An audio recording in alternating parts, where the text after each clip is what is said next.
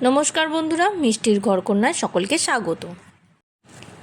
আজ আমরা চলেছি ভেলোর থেকে চেন্নাইয়ের পথে আশেপাশের কিছু সাইট সিন দেখতে দেখতে। প্রথমেই আমরা গেলাম শ্রী কাঞ্চি কামাক্ষী আম্মা টেম্পলে। মন্দিরের বাইরে জুতো রেখে প্রবেশ করার ব্যবস্থা রয়েছে। মন্দিরের প্রবেশ করার জন্য 4টে গেট রয়েছে, north, east, south and West. Kamakshi আম্মার মন্দির হলো একটি হিন্দু মন্দির যা সর্বোচ্চ শক্তিশালী দেবী কামাক্ষী আম্মাকে উৎসর্গ করে তৈরি হয়েছে। এটি ভারতের চেন্নাইয়ের কাছাকাছি একটি শহর যার নাম কাঞ্চিপুরম, সেখানে অবস্থিত। মন্দিরে যাওয়ার সময় দেখলাম সবাই মাথায় ফুল লাগাচ্ছে, তাই আমিও একটা ফুল কিনে লাগিয়ে নিলাম। আর এরপর আমরা চলে গেলাম কাঞ্চিপুরমের একটি দোকানে। এই কাঞ্চিপুরমে কাঞ্জিভারাম শাড়ি খুব কম দামে পাওয়া যায়। তার কারণ হলো এই কাঞ্চিপুরম হলো কাঞ্জিভারাম শাড়ি যা ভারত বিখ্যাত, সেই শাড়ি তৈরির আঁতুড়ঘর। এখান থেকেই সমস্ত কাঞ্জিভারাম শাড়ি সারা ভারতবর্ষে ছড়িয়ে পড়ে। আমরাও অনেকগুলো শাড়ি দেখার পরে বেশ কয়েকটা শাড়ি কিনে নিলাম। তারপরে চলে গেলাম আমাদের পরবর্তী গন্তব্যে। এরপরে আমরা গেলাম দেবরাজা স্বামী টেম্পলে। এই টেম্পলে ঢুকতে সামনেই এই অংশটুকু পড়ে। এখানে যেতে গেলে কিছু টিকিট কাটতে হয়, যার মূল্য সামনেই আমি দেখিয়ে দিয়েছি। বিশাল বড় জায়গাটা খুব সুন্দর লাগছে। প্রত্যেকটা জায়গায় পাথরের কাজ হাত দিয়ে তৈরি করা, এত নিখুঁতভাবে দেখতে কিন্তু বেশ লাগছিল। মন্দিরের এই অংশটুকুতে একটা জলাধার রয়েছে। এই মন্দিরটি তামিলনাড়ুর কাঞ্চিপুরমেই অবস্থিত। মন্দিরে ঠাকুর দর্শন করে এরপর আমরা এগিয়ে চললাম আমাদের সামনের দিকে।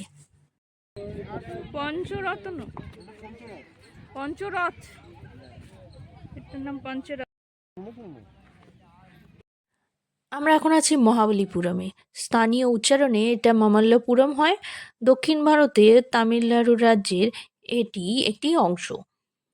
এখানেই রয়েছে 5টি মন্দির, যা মহাভারতের 5টি রত্ন অর্থাৎ যুধিষ্ঠির, ভীম, অর্জুন এবং নকুল ও সহদেবকে উৎসর্গ করা রয়েছে।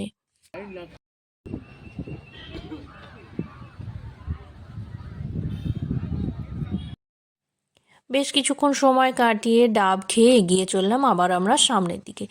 চলে গেলাম মহাবলীপুরমের, যেখানে বীচ আর মন্দির একদম পাশাপাশি অবস্থান করছে। ওই যে দূরে মন্দির আর তার পাশেই রয়েছে বীচ। মহাবলীপুরমের মন্দিরটি ভগবান শিব এবং ভগবান বিষ্ণুর উদ্দেশ্যে নিবেদিত। মন্দিরটি প্রায় 60 ফুট উঁচু। গর্ভগৃহে একটি শিবলিঙ্গ রয়েছে, যেটিকে পুজো করা হয়। স্থানীয় মানুষদের কথা অনুযায়ী পাণ্ডবদের স্ত্রী দ্রৌপদী মহাবলীপুরমে একটি লিঙ্গকে অভিশাপ দিয়েছিল। বিশ্বাস করা হয় যে এই অভিশাপের ফলে সমুদ্র পিছিয়ে যায় এবং এই শহরের উত্থান ঘটে। মন্দিরটিতে পল্লব রাজবংশের অসাধারণ কারুকার্য লক্ষ্য করা যায়। মন্দির আর ঠাকুর দর্শন করে সমুদ্রের সৌন্দর্য উপভোগ করে এরপরে আমাদের সবার খুব জোর খিদে পেয়ে গেছিলো। রাস্তায় যেতে যেতেই পাশে এই রেস্টুরেন্টটা পড়েছিল, এখানে আমাদের ড্রাইভার দাদা গাড়ি দাঁড় করিয়েছিল। তো আমরা ভিতরে গিয়ে কি অর্ডার দেবো চিন্তা ভাবনা করে অর্ডার দিলাম সাউথের এগ থালি। এগ থালির মধ্যেও কিন্তু এখানে দেখলাম চিকেন থাকে। 2টো এগ থালি অর্ডার দিয়েছিলাম, আর এগ থালির জিনিসপত্রগুলো ওই যে থালায় সাজিয়ে চলে এসছে, আর ভাতটা আলাদাভাবে দিয়েছিল। আর এর সাথে নিয়েছিলাম 2টো আলাদাভাবে ফ্রাইড রাইস। এগ থালিতে ছিল চিকেন, দই, সবুজ রঙের শাক একটা, নারকেল দিয়ে লাল শাক, মিষ্টি, সাম্বার, বয়েলড এগ আর রাসাম। প্রত্যেকটা জিনিসই কিন্তু যথেষ্ট পরিমাণে ছিল আর খেতে ছিল খুব ভালো। এরপরে আমরা অর্ডার দিয়েছিলাম একটা তাওয়া ফিশ ফ্রাই। তো তাওয়া ফিশটা কিন্তু এটা তেলাপিয়া মাছ ছিল, এটাও খেতে কিন্তু বেশ ভালো ছিল। প্রত্যেকটা খাবারই এতটা বেশি পরিমাণে ওরা দিয়েছিল যে আমাদের নিজেদেরই খেতে অসুবিধা হচ্ছিল। লাস্টে নিয়েছিলাম কিছু প্রন ফ্রাই।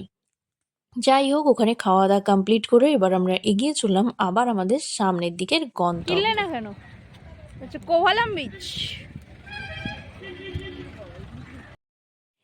চারিদিকে দাঁড়িয়ে রয়েছে সারি সারি বেঁধে নৌকা, যা সমুদ্র থেকে নিয়ে এসেছে টাটকা মাছ, আর সেই মাছই বিক্রি হচ্ছে এই বিচেতে।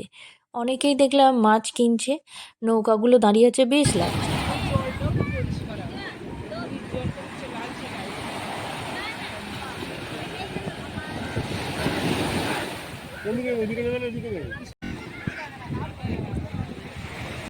বড় ঢেউ।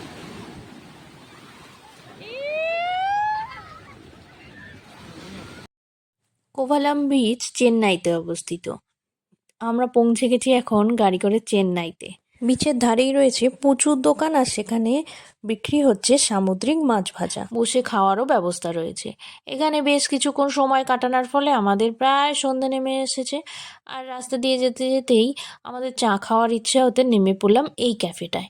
এই ক্যাফেটায় চা কিন্তু খেতে দারুণ ছিল। আমরা নিয়েছিলাম চা। চা খাওয়া দাওয়া করে এরপর এগিয়ে চললাম আমাদের সামনের দিকের গন্তব্যে, কারণ এবার আমাদের বাড়ি ফেরার পালা।